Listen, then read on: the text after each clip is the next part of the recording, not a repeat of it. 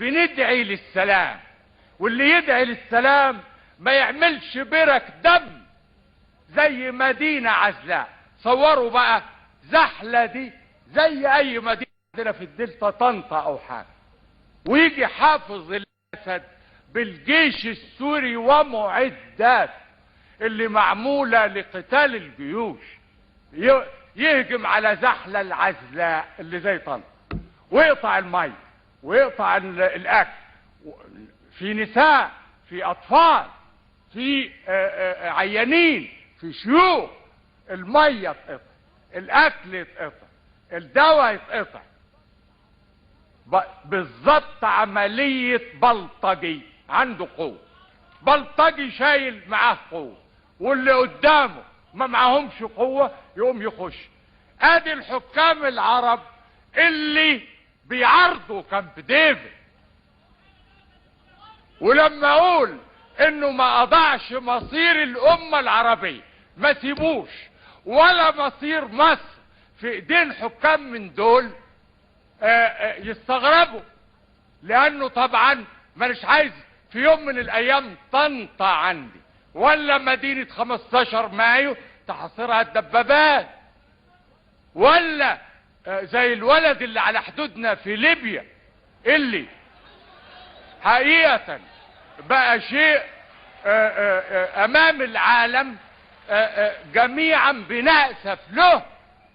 لا اضع لا مصير مصر ولا مصير الامة العربية في ايدي هؤلاء الاطفال والمراهقين من امثالهم ابدا.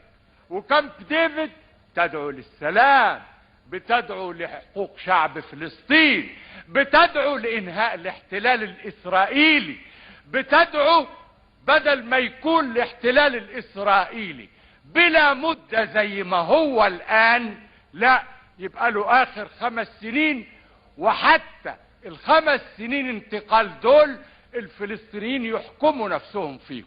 ادي كامب ديفيد. كامب ديفيد لا تدعو الى مجازر دماء، ولا الى حصار زحلة، ولا الى ضرب الفلسطينيين في تل الزعتر، ولا الى مغامرات القذافي في تشاد ومع البوليزاريو وغيرها، ولا مع وكامب ديفيد لا تدعو للتمزق العربي. ده بالعكس، ده احنا بنقول لهم تعالوا كعرب ناخد موقف. آن الأوان. من 6 سنوات واحنا بننبهكم، من 5 سنوات من خطبة عيد العمال في اول مايو 76 في السويس، واحنا بالنادي تعالوا النهاردة نسيب الحساسيات ونقف موقف عربي واحد. ليه؟ عشان ننقذ لبنان وننقذ سمعتنا كعرب. بقت في الحضيض، بقت في الطين من الزعماء دول. كامب ديفيد لا تدعو للغدر ولا تدعو لسفك الدماء، وإنما للسلام ولحقوق شعب فلسطين ولانتهاء الاحتلال الإسرائيلي للضفة وغزة.